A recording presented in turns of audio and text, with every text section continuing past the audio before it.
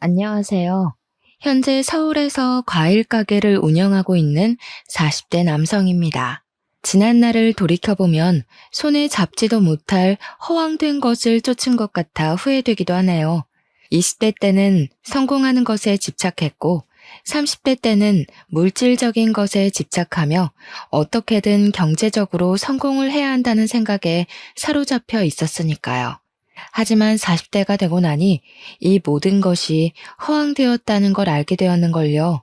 그래서 비슷하던 수준이던 친구들이 경제적으로 더 잘 나간다는 소리를 들어도 아무렇지 않게 된 것이겠지요. 이런 저에게 한 가지 취미가 있다면 그건 바로 사연 채널에서 사연자분들의 이야기를 들으며 과일을 파는 것이에요. 인간 같지 않은 못된 사람들 때문에 상처받고 괴로워하는 사연을 들을 때면 가슴이 아려오곤 합니다. 사연자분들 또한 가슴에 묻어두었던 상처를 꺼내기 위해서 수많은 시간이 걸렸겠죠. 용기를 내어 사연을 신청하신 사연자분들을 보며 저 또한 용기를 내어 오늘 아무도 몰래 숨겨두었던 상처를 고백하게 되었네요. 사연을 신청한 오늘만큼은 과일 장수가 아닌 사연자가 되어 여러분들에게 그동안 있던 이야기를 들려드리려고 합니다. 자식들은 보통 부모의 영향을 받아 비슷한 직업을 갖는다고 하는데요. 저 또한 그랬어요. 과일 장수로 일하던 아버지로 인해 어린 시절부터 트럭을 타고 다니며 전국 각지로 과일을 팔러 다녔거든요. 아버지께서는 돈을 못 버는 날이라도 꼭 아들은 저에게만큼은 따뜻한 국밥을 사주실 만큼 다정하고 가정적인 분이셨습니다. 하지만 이런 아버지의 다정함과는 별개로 저희 가족은 참 가난하게 살았네요. 아무리 과일을 싼 값에 내놓는다고 해도 트럭 여기저기에 굴러다녀 상태가 좋지 못한 과일이 잘 팔리는 건 가물에 콩이 나듯 드문 일이었으니까요. 그래서 어머니께서는 부족한 생활비를 메꾸기 위해 열심히 부업을 하며 일을 하셨죠. 부잣집에 일손을 돕거나 김장을 하면서 말이에요. 아버지께서는 어머니께서 고생하시는 것이 모두 자신의 탓이라며 항상 마음 아파하셨어요. 부르튼 어머니의 손을 볼 때면 눈물을 흘리시기도 했고요. 그렇다고 해서 어머니가 아버지와 결혼한 자신의 신세를 후회하거나 아버지를 원망하는 일은 없었습니다. 어머니께서도 늘 다정하고 가정에 헌신하는 아버지를 깊이 사랑했거든요. 따뜻하고 정이 많은 아버지와 그런 아버지를 마음 깊이 사랑하는 어머니 덕분에 저희 가족은 가난해도 화목할 수 있었는걸요. 하지만 가난은 이러한 소소한 행복을 누릴 기회조차 앗아가 버리더군요. 저희 가족에게서 제일 소중한 것을 빼앗아 가면서 말이에요. 경찰의 눈을 피해 과일을 팔던 아버지께서 단속을 피하려 무리하게 운전을 하시던 도중 교통사고를 당해 그만 그대로 눈을 감고 만 것이었죠. 아무런 예고 없이 들이닥친 아버지의 부재는 저희 가족의 삶을 송두리째 흔들기 충분했어요. 하지만 인정도 없는 가난은 아버지의 부재를 슬퍼할 겨를도 주지 않았습니다. 있는 돈 없는 돈을 털어 진행한 아버지의 장례식이 끝난 후 집으로는 수많은 독촉장이 날아왔는데요. 아버지의 빈자리에 제일 슬퍼하던 어머니께서는 그 독촉장들을 보신 후부터는 한 방울의 눈물도 흘리지 않으시더군요. 대신 두 손을 걷어붙이고 일을 하기 시작하셨죠.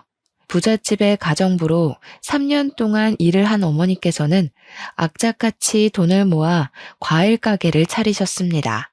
어머니께서는 아버지의 사고 이후 죽이 되던 밥이 되던 가게를 차려야겠다고 결심을 하셨거든요. 어머니께서 과일 가게를 운영하실 동안 저 또한 과일 장수로 일하며 시간을 보냈어요. 일하다 보니 시간은 훌쩍 흘러 어느새 25이란 나이가 되었고요. 어머니께서는 하루빨리 좋은 처자를 만나 결혼을 하고 가정을 꾸리길 바라셨지만 어머니께서 결혼 이야기를 할 때면 씁쓸한 미소를 지을 뿐이었네요. 가난한 데다가 홀어머니까지 모신 남자에게 시집을 올 여자는 아무도 없는 거잖아요. 그런데 한평생 박복한 세월을 보낸 것을 불쌍하게 여겨서인지 저에게도 결혼할 기회가 찾아오더라고요. 상대는 과일 가게 맞은편 작은 중소기업에서 격리로 일하는 단골 손님이었죠. 여자는 항상 생글거리는 낯으로 사과를 한 바구니씩 사갔는데요. 눈이 펑펑 내리던 추운 겨울, 여자는 퉁퉁 부은 눈을 하고선 사과를 내달라고 하더군요. 연유를 묻자 결혼을 약속한 남자 쪽 집안에서 여자의 어머니께서 다방을 운영한다는 이유로 파혼을 요구했다고 말을 했어요. 어린아이처럼 눈물을 흘리는 여자의 모습을 보자 마음이 좋지 않았습니다. 그래서 더 챙겨주려고 노력을 한 것이었죠. 그리고 이런 연민은 시간이 지나자 사랑이 되었어요. 여자를 만나기에는 턱없이 부족한 환경이기에 마음을 밀어내보려 했지만 쉽지가 않았고 결국 여자에게 고백을 한 후 만남을 이어갔고요. 만난 지 3년이 지난 후 결국 저희는 부부의 인연을 맺게 되었답니다. 결혼한 후 아내에게 참 감사했어요. 아내가 아니었다면 평생 홀로 외롭게 살았을 테니까요. 그런데 어머니께서는 저의 생각과는 다른 듯 보였습니다. 장모님이 다방을 운영하는 것을 탐탁지 않게 생각하시던 어머니께서는 아내 또한 반기지 않으셨죠. 어머니께서는 불같은 성정을 지닌 것에 비해 마음은 누구보다 여리고 정이 많으셨기에 같이 얼굴을 맞대고 살다 보면 아내에게도 정을 붙일 거라 생각했는데요. 어머니께서는 이런 기대를 산산이 조각내시고 말았네요. 잘해보려 노력하는 아내의 모습을 볼 때면 아내의 안 좋은 점을 찾기 위해 두 눈을 부릅뜨셨으니까요. 어디 결혼까지 한 여자가 해프게 웃음을 흘리고 다녀? 어머니, 그게 무슨 말씀이세요? 물건 파는 장사꾼 입장에서 손님한테 과일만 내드릴 수도 없는 일이잖아요. 어머니께서 더 잘 아시면서. 그냥 매번 저희 가게에서 과일 사가시는 게 감사해서 사과 하나 더 넣어드린 것뿐이에요. 아이고, 말이나 못하면 온 동네 남정네들 한 실실 웃음이나 흘리고 다니는 주제에 어디 시애미한테 큰 소리야? 그냥 두면 우리 아들 두고 바람 피울 게 뻔한데 이런 식으로 다른 남자들한테 한눈 팔고 다닐 거면 당장 이혼해라. 멀쩡한 우리 아들 고생시키지 말고. 어머니, 아무리 제가 마음에 안 드셔도 그렇지. 어떻게 결혼한 지 1년도 안 된 며느리한테 이혼하란 말씀을 하실 수가 있으세요? 참나, 애비도 없이 웃음 팔고 다니는 애미랑 둘이 살았다길래 눈칫밥 몇 번 먹여주면 제 발로 떨어져 나갈 줄 알았는데 너도 참 독하구나. 그러니까 멍청한 척 순진한 척 떨면서 세상 물정 모르는 순진한 우리 아들을 깨웠겠지. 좋다. 못 알아먹는 것 같으니 내가 친히 알려주마. 난 더럽게 서방 아닌 남자들 주머니에서 나온 돈으로 먹고 사는 네 애미도 그런 돈으로 먹고 자란 너도 아주 치가 떨리도록 싫다. 우리 아들 생각해서 참으려고 해도 다른 사내들 떼탄 니까짓 게 우리 아들이랑 한 이불 덮고 잔다고 생각하면 우라통이 터져서 살 수가 없어. 남이 건네준 돈으로 먹고 산 건 저희 엄마나 어머니나 별반 다를 게 없는 거 아닌가요? 어머니도 과일 산다는 사람 남자 여자 가려서 파시는 거 아니잖아요. 아무리 우진 씨가 좋다고 해도 어머니께서 자꾸 이런 식으로 중간에 회방 놓으시고 못 살게 구시면 저도 어쩔 수가 없죠. 이런 식이면 어머니 안 보고 살겠습니다. 남자의 눈 돌아간 것 치고 시애미 대접 제대로 하는 것이 없지. 네가 아주 시애미 얼굴에 먹칠을 제대로 하는구나. 아내 또한 어머니 못지않은 괄괄한 성격을 가지고 있었기에 어머니와 아내의 사이는 회복할 기미를 보이지 않았고 결국 제가 나서서 두 사람 사이에 끼어들 수밖에 없었습니다. 어머니께서는 애미도 버린 매정한 놈이라며 서운해하셨지만 이제는 한 가정의 가장이 되었기에 어쩔 수가 없었죠. 그 후 아내는 과일 가게에서 일하는 것을 그만두고 가정주부로 사는 생활을 시작하게 되었어요. 다달이 나가는 생활비를 생각하면 맞벌이를 하는 것이 맞았지만 차마 아내에게 맞벌이 하자는 말을 꺼내지는 못하겠더군요. 그동안 마음고생으로 힘들었을 아내를 편히 쉬게 해주고 싶었거든요. 그래서 더 열심히 일한 것이고요. 가게의 문을 열고 과일을 파는 것만으로는 한계가 있었기에 가게 문을 닫은 밤이면 근처 아파트 단지에 전단지를 돌리며 돈을 벌기 위해 노력했죠. 어휴, 장사하는 집에는 사람이 잘 들어와야 가게도 번창하고 돈도 잘 버는 건데 장사도 영 시원찮은 게 아무래도 근본도 없는 저 몹쓸 것이 안방을 치고 있어서인 듯 싶구나. 제발 이상한 거로 끼워 맞추지 좀 마세요. 바로 앞에 대형마트 생겨서 그런 걸 왜 집에 있는 험한 사람 탓으로 돌리세요? 이제 그만하실 때도 됐잖아요. 어머니 자꾸 이러시면 그러고 싶지 않아도 자꾸 집사람 편들 수밖에 없어요. 그러니까 이제 집사람 흉보는 건 그만두세요. 좋게 생각하려고 해도 상황이 요 모양 요 꼴로 돌아가는데 어떻게 흉을 안 봐? 제발 지마폭에 쌓여있지 말고 현실을 좀 봐라. 니처 들어오고 나서 장사가 잘 되는 날이 있나 없나. 가게에 들어오는 손님이라고는 똥이나 싸지르는 똥파리뿐이니 좋게 생각할 수가 있어야지. 어머니께서는 대형마트가 들어와 가게에 장사가 안 되는 것을 아내의 탓으로 돌리시더군요. 계속해서 아내를 안 좋게 생각하시는 어머니로 인해 자연스럽게 아내의 편을 들 수밖에 없었고요.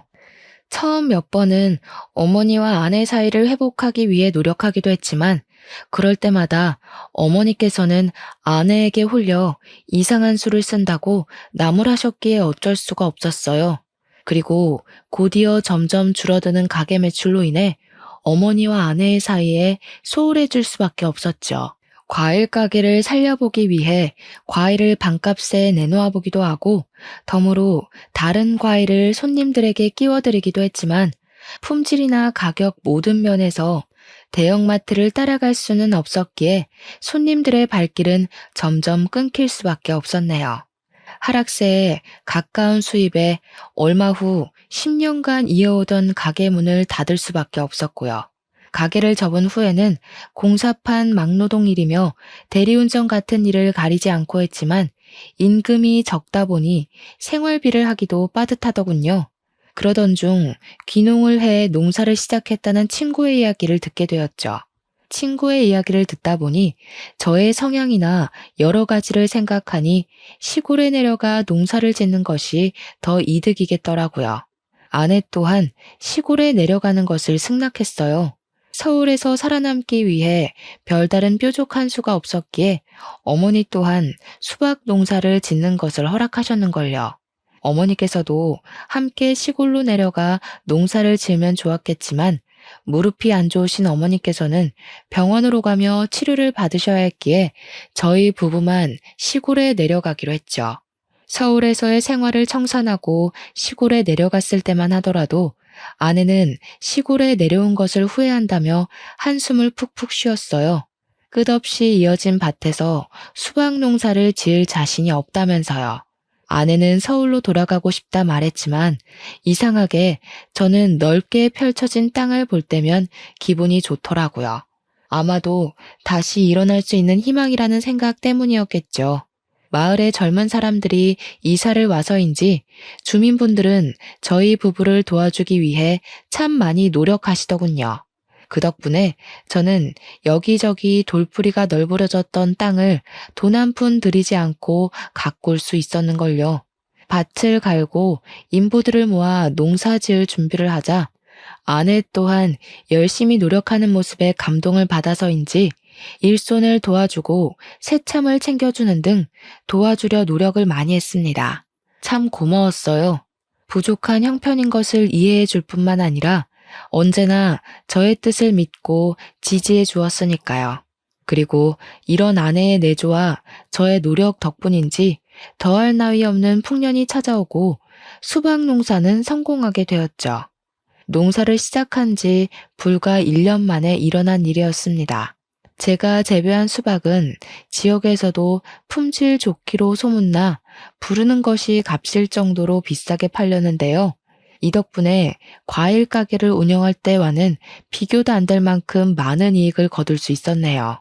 경제적으로 나아진 후 그동안 고생한 어머니에게도 잘해드리려 노력을 했습니다. 어머니께서는 필요 없다 말씀을 하셨지만 생애 처음 시설존 아파트에 입주를 하시니 입에 귀가 걸릴 정도로 한박 웃음을 지으시더군요. 더불어 경제적으로 안정이 된 후에는 어머니와 아내의 고부 갈등 또한 전과는 비교할 수 없을 정도로 나아졌어요.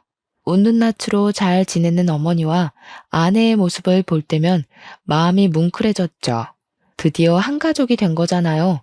경제적으로도 가정적으로도 안정이 된 후 저희 부부는 아이를 가지기 위해 노력했습니다.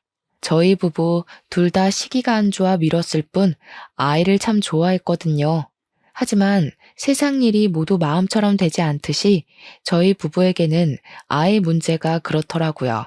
자연 임신에 실패한 뒤 여러 번 시험관 수술을 진행했지만 임신이 되지 않을 뿐더러 아내의 몸은 날로 쇠약해져만 갔죠. 실패를 거듭해 갈수록 아내는 몸뿐만 아니라 마음까지 지쳐가는 것 같았어요. 결국 아내의 건강을 위해 아이를 포기하기 결심을 했고요. 아이를 포기한 후 저희 부부는 전국 각지의 여행을 다니며 아픔을 이겨내기 위해 노력했습니다. 다행히 물 좋고 산 좋은 곳을 찾아다녀서인지 아내의 건강은 나날이 좋아져 갔죠. 몸뿐만 아니라 마음까지도요. 주위의 몇몇 사람들은 결혼을 한 횟수가 오래될수록 아내와 사이가 안 좋아진다고 했지만 저희 부부는 그 반대였습니다. 결혼을 한 지 7년이란 세월이 흘렀지만 여전히 서로 사랑하고 존중했으니까요. 항상 제일 가까운 곳에서 응원해주고 힘을 써주는 아내 덕분에 행복하기만 했고요. 저희 부부는 한 달에 한 번 제주도로 여행을 떠났는데요. 제주도 여행을 예약하고 얼마 안 돼 아내는 제주도 여행을 미루자고 말을 꺼냈네요. 다리가 다친 장모님의 병간호를 해야 한다면서요. 몸이 불편한 장모님을 두고 여행을 가봤자 마음이 편하지 않을 게 뻔했기에 바로 제주도 여행을 취소했죠. 그런데 장모님이 우리 집에 오신 후 한 가지 문제가 발생했습니다. 다리에 있던 깁스를 푼 후에도 장모님께서는 도통 저희 집에서 나갈 생각을 안 하신다는 것이었죠. 일주일이나 길어도 한 달이면 댁으로 돌아가실 거라 생각했지만 장모님은 그대로 석 달이 지나도록 저희 집에 눌러 앉아 생활하셨어요. 물론 장모님께서 조용히 요양하실 목적으로 오셨다면 상관이 없었지만 장모님께서 도리어 자신의 친구들을 불러 밤이고 낮이고 술판을 벌이셨죠. 일찍 잠자리에 들고 꼭두 새벽에 일어나 일할 준비를 하는 저에게 이런 장모님의 행동은 치명적이었고요. 차마 장모님에게 대놓고 말할 수가 없어 아내에게 은근히 눈치를 주었는데요. 처음 몇 번은 사과하며 중재를 하려던 아내조차 시간이 지나자 미안한 신용은커녕 적반하장으로 나오며 오히려 저를 나무랐어요. 당신 참 너무하다. 우리 엄마가 평생 집에 있겠다는 것도 아닌데 그깟 술상 버리는 게 뭐가 어떻다고 자꾸 눈치를 줘? 처음에는 하늘의 별이라도 따줄 것처럼 굴더니 이제 결혼한 지 수십 년도 더 지났다 이거야? 갑자기 그 얘기가 왜 나와? 내가 뭘 어쨌다고. 그게 아니면 갑자기 우리 엄마 내쫓으려는 이유가 뭔데? 이런 대우받을 줄 알았으면 처음부터 결혼도 안 하는 건데. 당신 솔직히 말해봐. 겉으로는 직업에 귀천이 없다. 우리 엄마 직업 이해한다. 말은 그렇게 해도 속으로는 어머니랑 똑같이 다방 차린 우리 엄마 욕하면서 다 늙어서 웃음이나 실실 파는 여팻네라고 생각하는 거지? 아니라고 잡았대도 당신 얼굴에 다 쓰여 있어. 우리 엄마 무시한다고. 우리 엄마한테 어떻게 그럴 수 있어? 내가 언제 장모님을 무시했다고 그래? 당신이야말로 장모님 생각하는 거 반만이라도 나한테 써봐. 나 수박 농사 시작한 후로 길어야 하루에 5시간 자면서 버텨 돈 벌어야 하니까. 그 돈으로 당신 손에 물 안 묻히고 호강시켜주면서 살게 해주려고. 이장님도 그러시더라? 자식도 없는데 마누라 고생 안 시키겠다고. 새참도 알아서 해결하고 일도 소처럼 하는 건 이 동네에서 나밖에 없다고. 어떻게 다른 사람도 다 하는 걸 제일 옆에 있는 당신이 몰라? 내가 뭐 대단한 걸 바란 것도 아니고 잠이라도 편하게 자려고 장모님 술자리 갖는 것 좀 줄여달라고 하는 게 그게 그렇게 큰 잘못이야? 그러지 말아야지 100번, 1000번 다짐을 했지만 자꾸만 장모님을 감싸는 아내를 보니 어쩔 수 없이 언성을 높이게 되더라고요. 높아진 목소리가 들렸는지 거실에서 친구들과 술판을 벌이고 있던 장모님께서는 안방으로 건너오셨습니다. 솔직히 전후 사정을 다 알게 된다면 장모님께서도 당연히 자신이 잘못을 인정하실 거라 생각했는데요. 장모님께서는 오히려 입속을 이죽거리며 팔짱을 끼고 저를 노려보시더군요. 집안의 가장이라는 사람이 이렇게 속이 좁아서야 어디에다 써먹으라는지. 손가락 하나 안 들어갈 것처럼 좁아 터진 속 가진 자네랑 산 우리 딸 세월이 아까울 지경이네. 집에 마누라가 이쁘면 처가댁에 말뚝을 박는다고 하던데. 장모가 술상 몇 번 버렸다고 마누라를 휘어잡을 정도면 자네 그동안 우리 딸을 얼마나 발 아래로 봤다는 건가? 내가 속이 터져서 할 말이 없네. 우리 딸이 어디가 어때서 자네같이 별 볼 일 없는 사람한테 천대까지 받으면서 살아야 하나 이 말이야. 어디 우리 딸 아니었으면 나무 토막처럼 고지식한 자네가 결혼이나 했을 줄 아나? 내가 거기 기가 쳐서 말이 안 나오네. 됐어 엄마 그만해. 어차피 어머니랑 똑같이 귓구멍이 막혀서 말해줘도 몰라. 다른 집이었으면 머리에 나사 하나 빠진 것 마냥 헬렐레 하는 사위 진작 내치고 새로 들였을 걸세. 참나 기가 막혀서 장모가 떡하니 앞에 있는데도 내쫓으려고 눈이 벌걸 정도면 뒤에서는 얼마나 흉을 봤을는지. 누가 보면 아주 대단한 벼슬자리에라도 나간 줄 알겠다. 고작 이런 총구석에서 소똥 묻혀가며 농사가 짓는 주제에 원선이 넌 시댁가거든 네 시모 안방이나 들어가 봐라. 혹시 아니? 대단하신 농사꾼 사위께서 하도 처가댁 흉을 봐서 안방에 계신 시모께서 부적이라도 썼을지. 제 딴에는 아내를 위해 개인의 생활까지 포기하며 노력을 했다고 생각했는데 참 허탈하더군요. 지금까지 저 혼자만 아내를 위해 노력한 것이라는 것을 알게 된 거잖아요. 장모님의 태도를 보니 확신이 섰죠. 그동안 아내는 저를 존중하고 사랑한 것이 아닌 자신의 편안한 생활을 위해 사랑한 척 한 것이라는 것을요. 아내라도 저의 편이었다면 마음이 이렇게까지 상할 일은 없었겠지만 정작 중요한 아내마저 장모님과 한 통속이라 생각하니 도저히 힘을 낼 수가 없었는걸요. 아내에 대한 믿음은 파도가 휩쓸고 간 모래성처럼 한순간에 무너져 내렸고요. 너무 큰 충격을 받아서인지 그 후에는 아무리 장모님이 큰 소리로 떠들며 사람들과 술잔을 부딪혀도 신경조차 쓰이지 않았네요. 신경조차 쓰지 않자 장모님은 물 만난 고기처럼 날뛰며 더 많은 사람을 집으로 불러 술판을 벌였고요. 그런데 장모님이 활기를 칠 동안 사건이 일어나고 말았죠. 감기 기운으로 몸이 좋지 않아 평소보다 일찍 귀가를 했을 때였습니다. 그날도 다른 날과 마찬가지로 장모님께서는 사람들을 불러 모아 왁자지껄하게 떠들며 술판을 벌이고 있었어요. 거하게 취한 장모님은 평소보다 일찍 귀가한 저에게 시비를 거시더라고요. 이젠 하다하다 우리 딸을 굶겨 죽일 작정이라도 한 겐가? 그러지 않고서야 어떻게 해가 벌겋했던데 낮에 집에 발을 들일 수가 있어? 봐줄 만한 건 돈밖에 없었는데 이제 돈까지 안 벌어오겠다고 하면 뭐하러 우리 딸을 데리고 살겠다는 건가? 에라이, 마누라 굶기는 이 천하의 나쁜 놈. 장모님께서는 막말을 한 것도 모자라 상에 있던 숟가락으로 제 머리를 내려치기까지 하시더라고요. 머리를 때린 도구가 숟가락이라는 것을 알아차렸을 때 멍하니 장모님을 바라볼 수밖에 없었어요. 아픈 것보다도 먹던 숟가락으로 머리를 맞았다는 것에서 오는 충격이 더 컸거든요. 다른 것도 아닌 숟가락으로 사람 머리를 때리다뇨. 울분으로 몸을 떠는 찰나 머리채가 잡힌 장모님께서는 곧바로 바닥에 내팽겨쳐졌습니다. 장모님을 응징한 사람은 다름 아닌 저희 어머니였죠. 어디 감히 그 더러운 숟가락을 올려? 다른 남자가 내다 버린 헌시짝 같은 걸 며느리라고 귀히 여겨줬더니 은혜를 이런 식으로 갚아? 어머니, 제발 진정부터 하세요.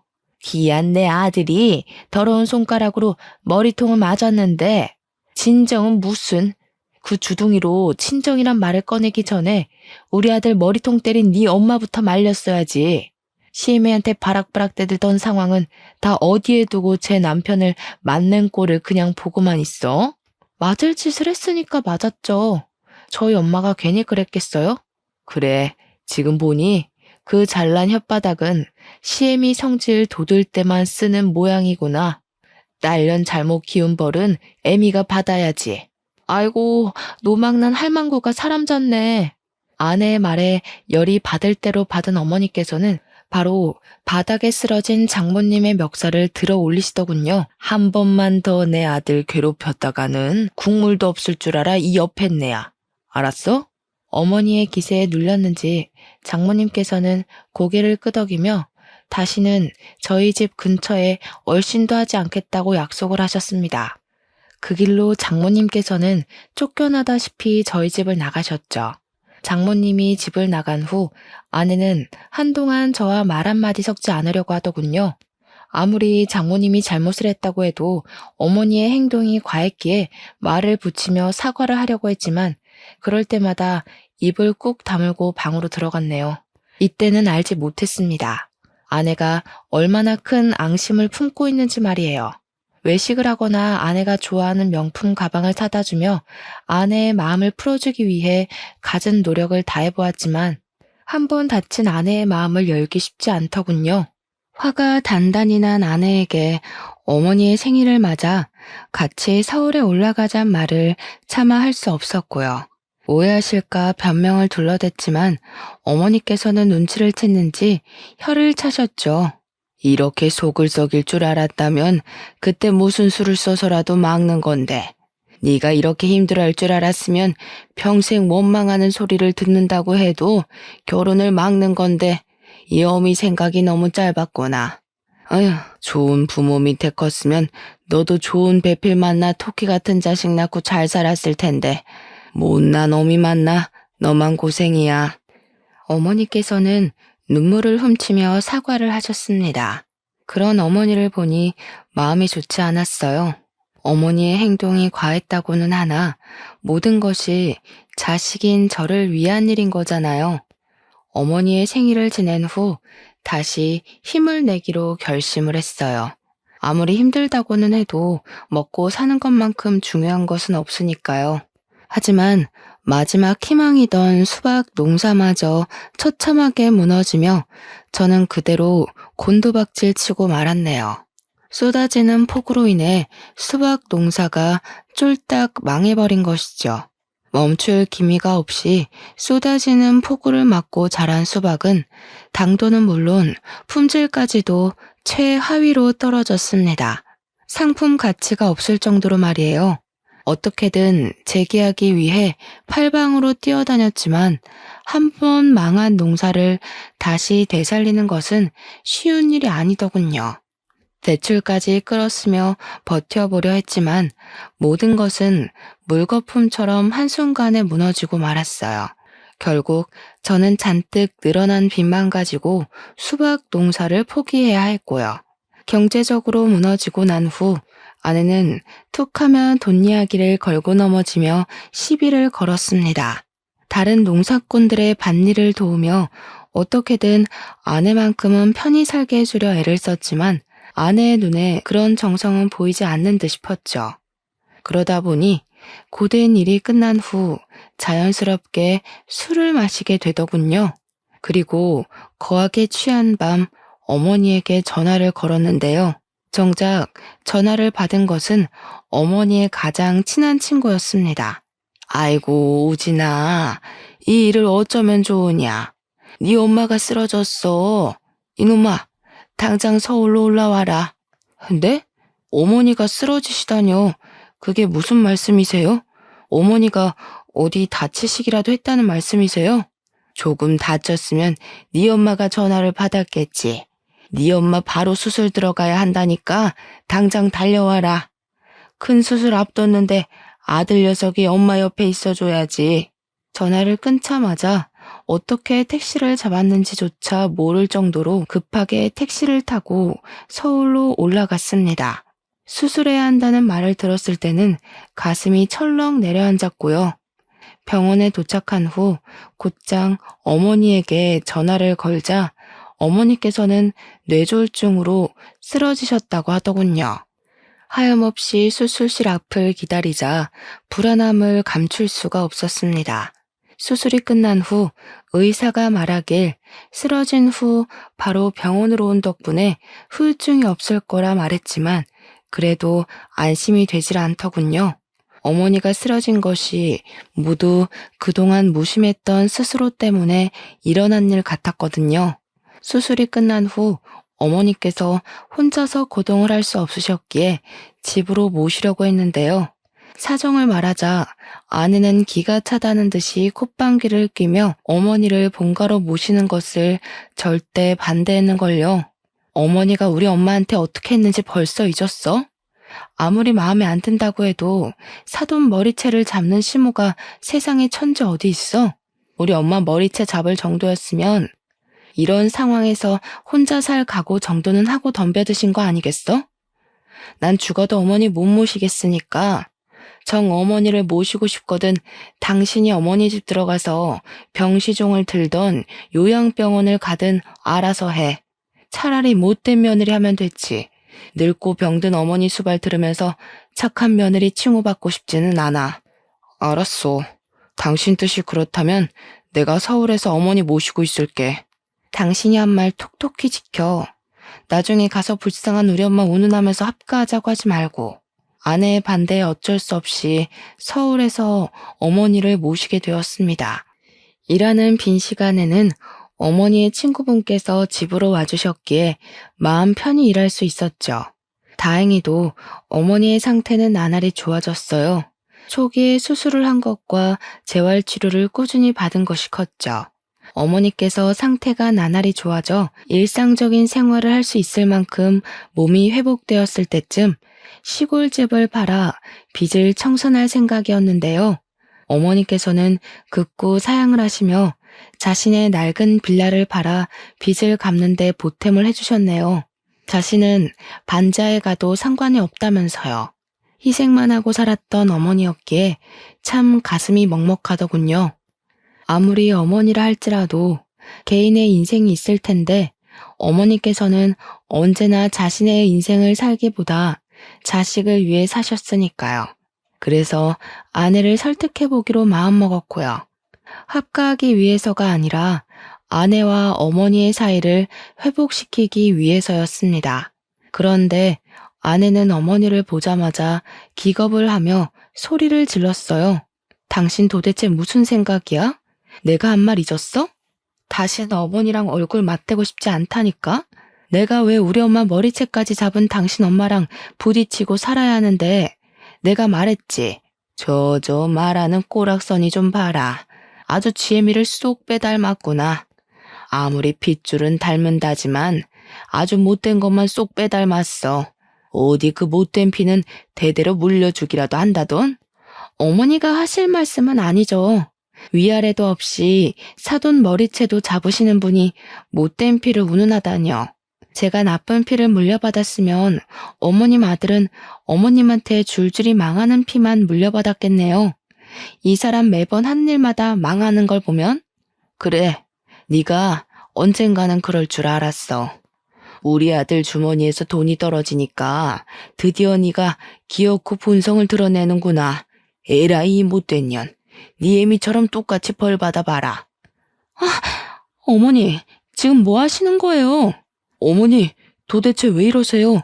어머니께서는 이성을 잃고 아내에게 달려들어 또다시 머리채를 잡으셨습니다. 뒤이어 어머니를 말렸지만 이미 어머니의 손에는 아내의 머리카락 뭉텅이가 잡혀 있었어요. 자신의 머리가 빠진 것을 본 아내는 기겁하며 짐을 챙겨 현관문으로 나섰고요. 황급히 아내를 붙잡아 보았지만 공포에 질린 아내는 잡는 손길을 뿌리쳤죠. 이거 놔. 당신 못 봤어? 어머니 손에 뽑힌 내 머리카락. 이대로 가다간 어머님이 내 머리채가 아니라 내 머리까지 뽑을 텐데 무서워서 내가 어떻게 살아. 내가 어머니 대신 사과할게. 우리 이러지 말고 말로 하자. 제발 이러지 마. 차라리 평생 과부로 살면 살았지 더 이상 며느리 쫓아내고 싶어 안달난 치모랑은 못 살아. 붙잡으려 했지만 아내는 이미 집을 나간 후였습니다. 아내와 갈등이 있기는 했지만 이혼할 생각은 죽어도 없었기에 아내의 행적을 수소문하기 시작했죠. 하지만 이미 아내 주변 사람들은 입을 맞춘 듯 하나같이 아내의 행방에 대한 귀뜸조차 해주지 않더군요. 장모님은 두말할 것도 없었고요. 내가 왜 자네한테 우리 딸내미 행적을 알려줘야 하나? 아직도 자네 엄마한테 머리채 잡힌 것만 생각하면 내가 하도 억울해서 자다가도 벌떡벌떡 일어나 냉수를 들이켜내. 그것도 모자라 귀한 내 딸 머리채까지 잡아놓고 뭐? 어디 있는지를 알려줘? 정 자네 처가 보고 싶으면 법원이 나오게. 장모님의 말처럼 아내는 얼마 안 가 이혼 소송을 걸어왔습니다. 아내를 보며 이야기를 나누고 싶었지만 그 어디에서도 아내를 만날 수 없었기에 저는 급하게 변호사를 선임할 수밖에 없었는걸요. 그리고 제가 아내를 만난 곳은 결국 법원이 되었죠. 확고하게 이혼 생각이 있는 아내와 달리 저는 가정을 지키고자 이혼을 거부했는데요. 아내는 혼인 기간 내내 고부 갈등을 겪은 것과 경제적으로 무능한 저로 인해 겪은 스트레스를 내세우며 이혼을 요구하더군요. 더불어 아내는 어머니에게 머리채를 잡힌 것을 주장했기에 이혼은 저에게 점점 더 불리한 상황으로 치닫게 되었어요. 어머니께서 아내와 장모님의 머리채를 잡았다는 결정적인 증거가 없었기에 첫 번째 재판은 아내와 저 모두에게 도움이 되지 못한 채로 끝이 났네요. 그 후 저는 변호사와 함께 두 번째 재판을 준비해야 했어요. 조사 과정 기간만도 4, 5개월이었기에 그동안 어떻게든 아내의 마음을 돌려보겠다고 다짐을 했습니다. 하지만 앞선 마음과는 달리 아내는 아예 만날 기회조차 주지 않았을 뿐더러 계속 장모님 댁을 찾아가자 장모님께서는 스토킹범으로 신고를 한 것이었죠. 경찰서를 찾아온 어머니께서는 목 놓아 오열하시며 바닥에 쓰러지셨어요. 아이고, 이 모자란 놈아. 그 못 쓸 것이 어떻게 했길래 잊질 못하고 이런 몹쓸 짓을 벌여. 네 눈에는 집 나간 처만 보이고 다 늙어서 아들 하나만 보고 사는 애미는 보이지도 않는 거야, 이놈아. 세상에 널린 게 여잔데 이제 그만 잊고 새 출발하자. 좋은 여자는 얼마든지 다시 만날 수 있어. 계속해서 아내를 설득하고 싶었지만 몸과 마음 모두 하나밖에 없는 아들로 인해 쇠약해진 어머니를 더 이상 괴롭히고 싶지 않았어요. 그래서 마지막 지푸라기라도 잡는 심정으로 변호사를 통해 부부 상담을 요청했습니다. 일말의 희망을 품고 간 자리였지만 아내는 출석조차 하지 않았기에 더 이상 아내를 붙잡고 있으면 안 되겠다 생각을 하게 되었네요. 아무리 사랑하는 마음이 있다고 해도 마음이 떠난 사람을 붙잡고 늘어질 수는 없는 거잖아요. 하지만 아내에 대한 마음을 덜어내는 것은 쉽지 않은 일이었습니다. 그래서 더더욱 일을 찾아다니며 바쁜 나날을 보내기 위해 힘을 썼어요. 처음에는 절대로 아내를 잊을 수 없을 것 같았지만 바쁜 나날을 보내다 보니 금세 아내에 대한 마음을 덜어낼 수 있더군요. 비록 아주 조금이었지만 그마저도 참 감사했죠. 아내가 덜어진 만큼 더 열심히 살아야겠다고 생각을 하게 됐거든요. 그런데 이런 이유는 얼마 가지 않았네요. 어머니의 행동이 이상해지기 시작했으니까요. 평소 핸드폰을 귀찮게 여기시던 어머니께서는 언젠가부터 핸드폰을 분신처럼 가지고 다니며 집착을 하셨어요. 그 모습이 참 이상했죠. 핸드폰에 스치기만 해도 어머니께서는 예민하게 반응하셨는걸요. 이런 어머니의 행동을 옆에서 지켜보고 있자니 덜컥 겁이 났습니다. 어머니께서 보이스피싱이라도 당한 게 아닌가 하는 걱정 때문이었어요. 핸드폰을 확인하려 했지만 어머니께서는 핸드폰을 항시 자신의 몸에 핸드폰을 지니고 계셨기에 확인을 하는 것 또한 쉽지 않았죠. 걱정이 나날이 깊어지던 중 어머니께서는 모른 번호로 걸려온 전화를 받으시더군요. 안방에 문까지 걸어 잠그고 말이에요. 통화가 끝난 후 어머니께서는 급하게 집을 나서셨어요. 저는 조용히 그 뒤를 밟았고요. 자차를 타고 가면 들킬 수도 있기에 허겁지겁 택시를 불러 앞질러 차를 탄 어머니의 뒤를 따랐습니다. 한참을 달리고 나니 어머니께서는 고급 주택가가 모인 곳에서 내리셨고 저는 근처에 세워진 차에 몸을 숨기고 어머니를 지켜보았죠. 몇 분이 지났을까? 고급 주택의 문이 열리고 어머니를 괴롭히던 사람이 모습을 드러냈는데요. 주인공의 얼굴을 확인 후 심장 소리가 빨라지며 입에서는 악소리가 나올 정도로 놀랄 수밖에 없었어요. 지금까지 어머니를 괴롭혔던 사람은 다른 누구도 아닌 아내였으니까요. 튀어나오려는 비명을 간신히 손으로 막으며 어머니와 아내의 행동에 주의를 기울였죠. 이해가 가질 않았습니다. 아내의 친정 형편이 잘 사는 것도 아니었고 그렇다고 아내의 능력이 뛰어난 것도 아니었기에 의문일 수밖에 없었네요. 아내는 전문 대학교를 졸업하고 작은 중소기업의 경리로 일하던 것이 전부였으니까요. 어머니 그 정도 연기로 되겠어요? 하려면 제대로 하셔야죠. 제가 말씀드렸잖아요. 확실하게 해야 된다고. 아내는 어머니를 하대하는 것이 자연스러워 보였습니다. 어머니께서는 아내 앞에 잔뜩 주눅이 들어있었고요. 그런 모습을 보고 있자니 당장 뛰쳐나가 연유를 묻고 싶었지만 이대로 나갔다간 덜미를 찾기는커녕 본전도 못 찾을 게 뻔한 거잖아요. 아이고 미안하다. 늙은이가 능력이 부족해서 내가 어떻게든 잘해볼 테니까 너무 염려하지 말고 몸조리 잘하고 있어라. 어머니가 연기를 이따위로 하는데 제가 어떻게 마음 편히 몸조리 하겠어요? 화병 나서 몸져 눕지만 않으면 다행이지. 계속 이대로 했다간 어머니 좋은 국물도 없을 줄 아세요? 아이고, 제발 이 늙은이 정성을 봐서라도 좀 봐주렴. 너 아니면 나랑 우리 아들은 이대로 망해서 죽을지도 모른다 이거.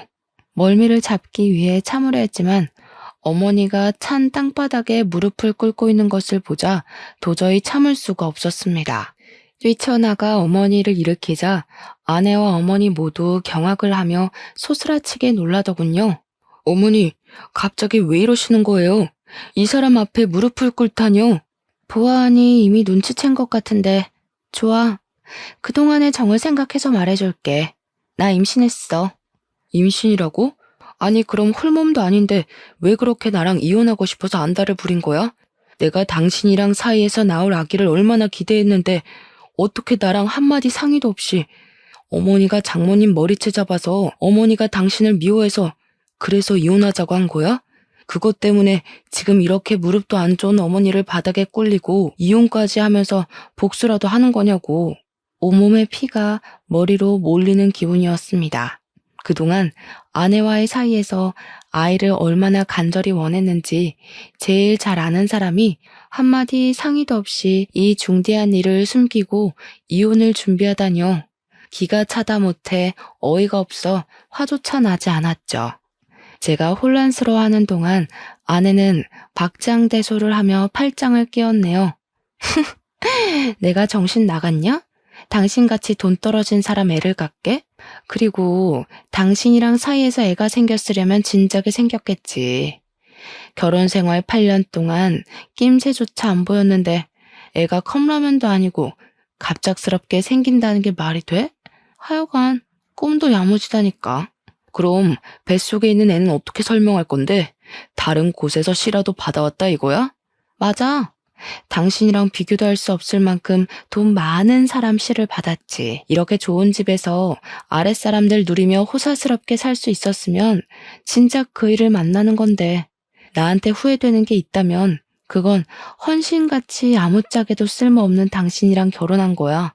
당신이랑 결혼하고 나서 나도 찢어진 신발처럼 구질구질하고 너덜거리게 살 줄 알았으면 당신 같은 인간이랑 결혼하는 일은 죽어도 없었을 거라고. 그래서 구질구질한 나랑 살기 싫어서 다른 남자랑 바람이라도 피웠다 이거야? 그래. 나도 팔자 한번 바꿔보려고 뱃속에 있는 금줄 내세워 욕심 한번 내봤다.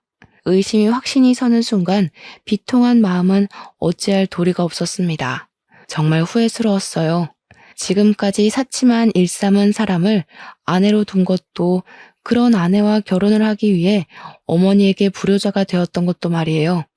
바람을 피운 것만으로도 100번 잘못한 일이었지만 아내는 그것도 모자라 어머니를 괴롭히기까지 했어요. 그건 절대 용서할 수 없는 일이죠. 그래서 아내에게 왜 어머니를 괴롭혔는지 묻게 된 것이고요. 그런데 아내는 제가 묻자마자 또 콧방귀를 뀌었네요.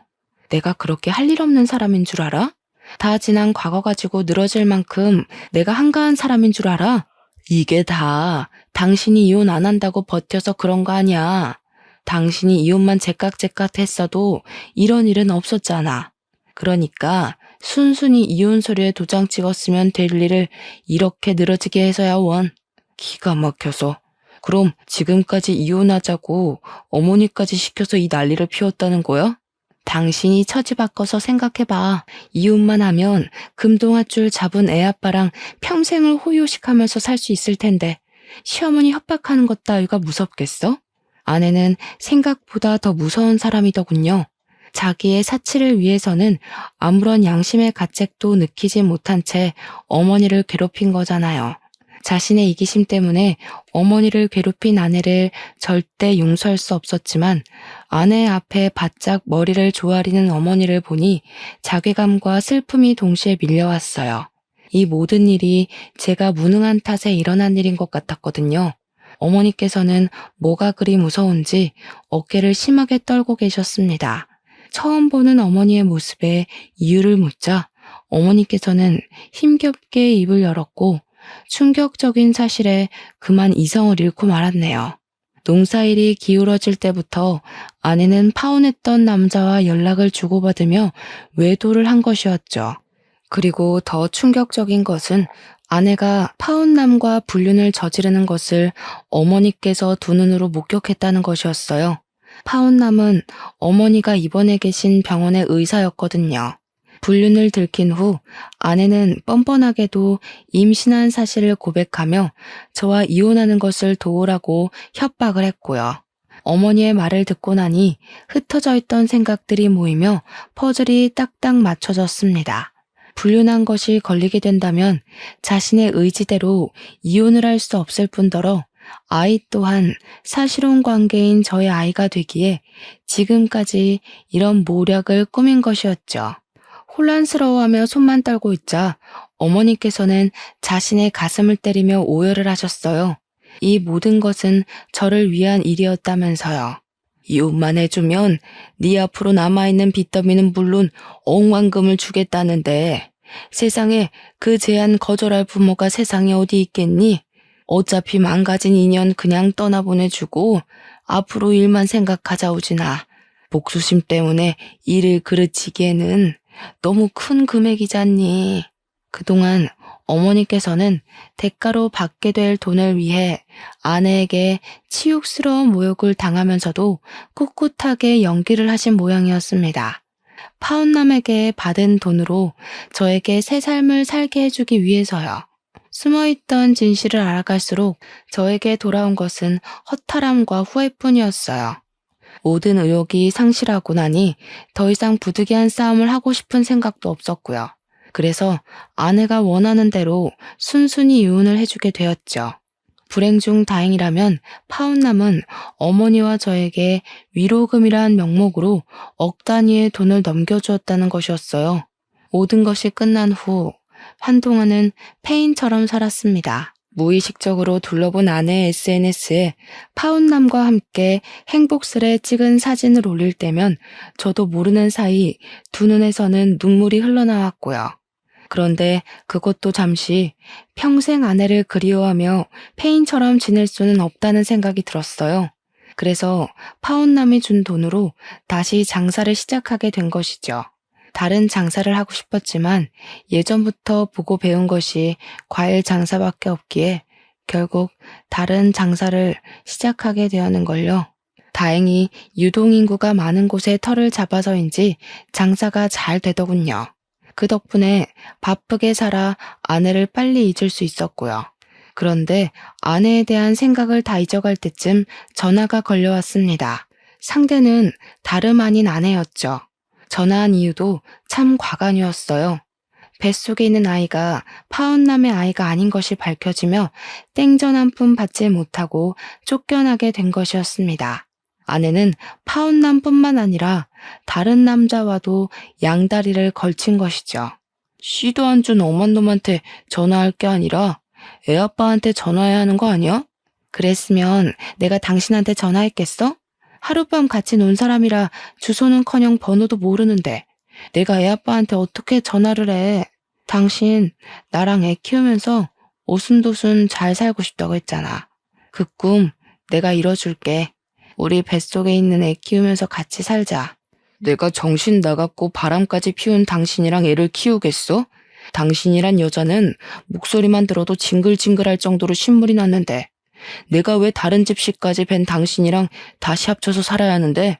당신 소원은 헌신짝 같은 나랑 이혼하는 거였잖아. 난 이미 당신이 원하는 대로 해줬으니까 같이 애 키워줄 애아빠 구하고 싶으면 다른 데서 알아봐. 여보, 야박하게 굴지 마. 아무리 내가 잘못한 게 있다고 해도 같이 지내던 정을 생각해서 걷어줄 수는 있는 거잖아. 구구절절 앓는 소리를 하는 아내를 보니 그동안 왜 아내 같은 여자에게 목을 맸을까 하는 후회가 밀려오면서 전화를 끊게 되었습니다. 그 후 아내에게는 몇 번이나 전화가 왔지만 더 이상 아내의 전화를 받아줄 이유는 없었기에 핸드폰을 뒤집어 놓았죠. 오갈 곳이 없자 저에게 집착하는 아내를 보며 집도 과일 가게도 이사를 하길 참 잘했다는 생각이 들더라고요. 현재 저는 아내를 완전히 잊고 과일 가게를 운영하며 어머니와 잘 지내는 중이에요. 간간히 다른 번호로 연락이 오는 걸 보니 아내는 여전히 잘 지내지 못하는 것 같아요. 전에 듣기론 아내 아이와 함께 물 새는 반지하에서 산다고 하더군요. 아내 같은 여자를 엄마로 둔 아이가 불쌍하기는 하지만 도와준다면 또다시 아내와 엮일 것이 뻔하기에 모른 척할 수밖에 없는걸요. 사정을 알고 있는 주위 사람들은 아내에 대해 험담을 하는데요. 그렇다고 아내와 함께 지냈던 시간을 후회하지는 않습니다. 아내와 지낸 시간 덕분에 저는 인생에서 도움이 되지 못하는 사람을 걸을 수 있었고 더 성장할 수 있었으니까요. 더불어 항상 곁에 있어주신 어머니에게 감사함을 느끼는 중이에요. 현재 과거의 저처럼 몹쓸 사람으로 힘겨운 일을 겪고 계신 시청자분들이 계신다면 복수를 위해서라도 꿋꿋하게 자신의 자리를 지키며 살아가시기 바라겠습니다. 내가 성공해 잘 사는 것, 그것이 제일 큰 복수이니까요. 그럼 시청자분들에게 고개를 숙이며 오늘 사연 마무리 짓도록 할게요. 사연을 시청해주신 시청자분들 진심으로 감사드립니다. 늘 행복하세요.